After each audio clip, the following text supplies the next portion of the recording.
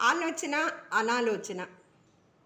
అనాలోచనలతో నాలుక రుచిగొన్న నోరు తిని, తాగి చేసిన తప్పుకు మనిషి మనిషి కాళ్ళు నడిచి నడిచి శిక్ష అనుభవిస్తున్నాయి.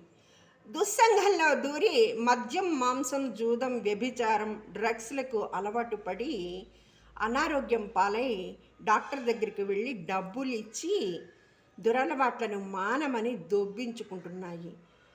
వైద్యం చేయించుకొని మళ్ళీ మొదలు పెడుతున్నారు.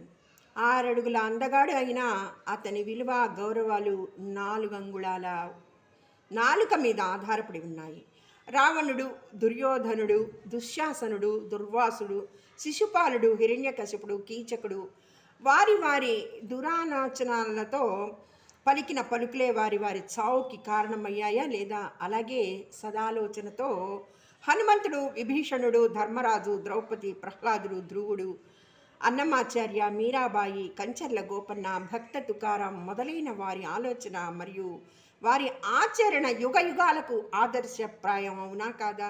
ఏకాగ్రత, సదాలోచన, సదాచారం, సత్ప్రవర్తన, సత్సంగం వల్లనే తగిన నైపుణ్యం, సాఫల్యతలు లభిస్తాయి. పలుమార్లు ఆలోచించి పలికే మాట మల్లెల మూటవుతుంది, తీపి తేనెల ఓటవుతుంది. పోరుబాటలో గెలవాలంటే ఎంతటి వీరుడైనా తన మనసును తానే గెలిచి వీరుడనిపించుకోవాలి. మనిషి యొక్క మనసు, ఆలోచన అదుపులో ఉంటే అవనిని బృందావనిగా మార్చవచ్చు. ఆలోచన ధర్మబద్ధమైనదైతే అంతటా ఆనంద నందన వనాలను సృష్టించవచ్చు. ఆలోచన ఆధ్యాత్మికమైతే అంతటా సుఖశాంతులను చూడవచ్చు. కుటుంబాలలో చెలరేగిన కుళ్ళు, కుతంత్రాలు, కలతలు రూపుమాపేయవచ్చు.